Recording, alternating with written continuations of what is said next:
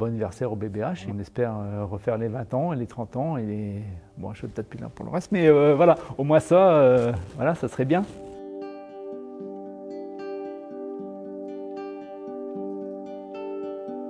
Elle commence avec mes enfants, pas avec moi, parce que moi je suis un footballeur.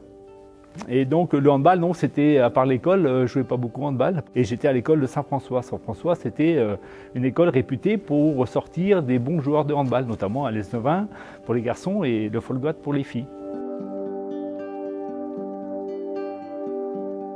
C'est la vitrine, en fin de compte, du handball féminin sur le territoire, sur la Bretagne. Même en France maintenant, et même en Europe, parce que je pense que vous avez dépassé les frontières maintenant. Le Finistère Nord, notamment, c'est une terre de handball. Il y a de grands clubs de handball.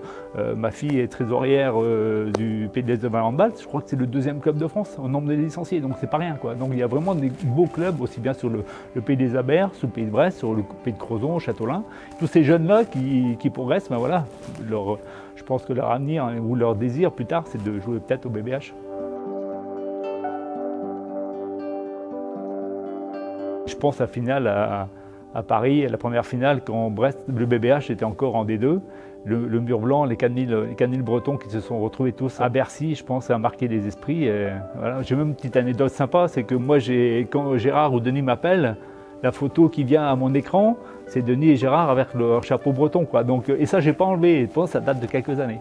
L'année dernière, c'était extraordinaire parce que j'étais en Belgique quand vous receviez Metz ici.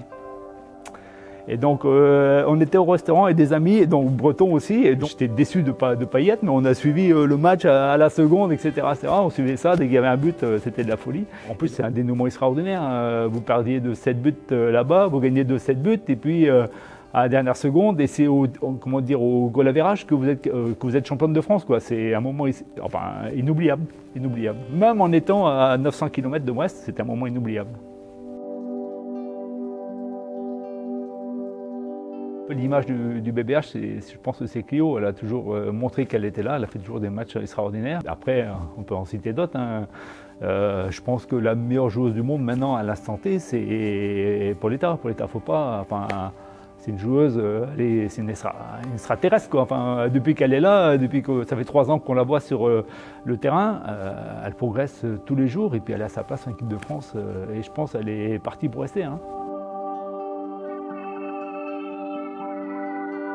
Il y avait un match donc, le 13 ou 14 mai où on faisait une soirée qu'on avait programmée depuis bien longtemps.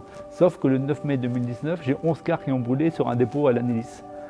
Et donc c'est quelque chose qui a marqué l'entreprise et les filles même du BBH étaient venues me voir pour me dire Monsieur Biance, est-ce que ça va, Pauline, tout ça qui était là, et m'ont dit mais Philippe, c'est triste ce qui t'est arrivé. Ben oui, c'est triste, mais ça n'empêche, on repart, quoi. J'avais donné le coup d'envoi donc à Pauline, c'est Pauline qui lançait la balle, et j'avais le petit Bezo dans les bras. Voilà, c'est une petite anecdote sympathique, mais c'est un moment inoubliable parce que on en avait parlé dans la presse et tout, donc on se disait on y va pas, puis on s'est dit non, on y va, on va marquer qu'on est là et que voilà, malgré ce sinistre important, parce que ça a coûté très très cher, ça n'empêche voilà, qu'on était là quand même, et puis qu'on repart, et puis qu'on accompagne toujours le BBH, et puis qu'on est prêt à accompagner encore longtemps.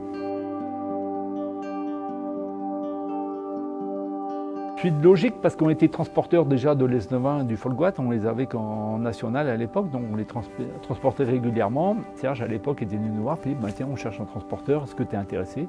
Et puis je lui ai dit, oui, on fait déjà l'Esnevin, on va continuer avec Arbor, et c'est parti comme ça. Puis ça s'est venu naturellement parce que, en fin de compte, on se prie au jeu, en fin de compte, quand il y a quelque chose qui marche, quelque chose qui plaît, et on y va, on dit banco, on continue. Donc de transporteur, on est devenu partenaire, et maintenant je crois qu'on fait partie du scène majeur du BBH et on est très content.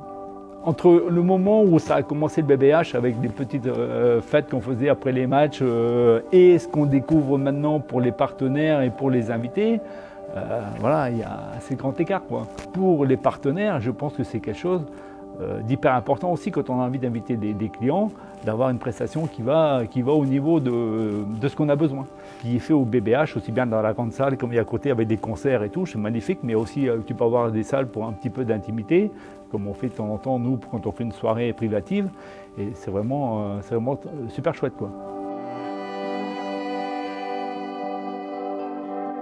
Les relations souvent qu'un entraîneur a avec ses joueurs, ses joueuses et nous avec nos salariés, c'est à peu près la même chose. Il faut de l'équité, de l'empathie, du respect, etc. Je pense que les valeurs d'entreprise et les valeurs d'un club de sport de haut niveau, enfin même tous les sports, tous les clubs, toutes les associations, c'est pareil. Il faut que ça marche bien entre aussi bien les managers que les salariés ou les joueurs si c'est un club de sport. J'ai envie que le BBH soit encore là, dans 10 ans, c'est évident, à ce niveau-là, et que peut-être d'ici 10 ans, que le BBH ramène la Ligue des Champions à Brest, ça serait, je pense, quelque chose d'extraordinaire.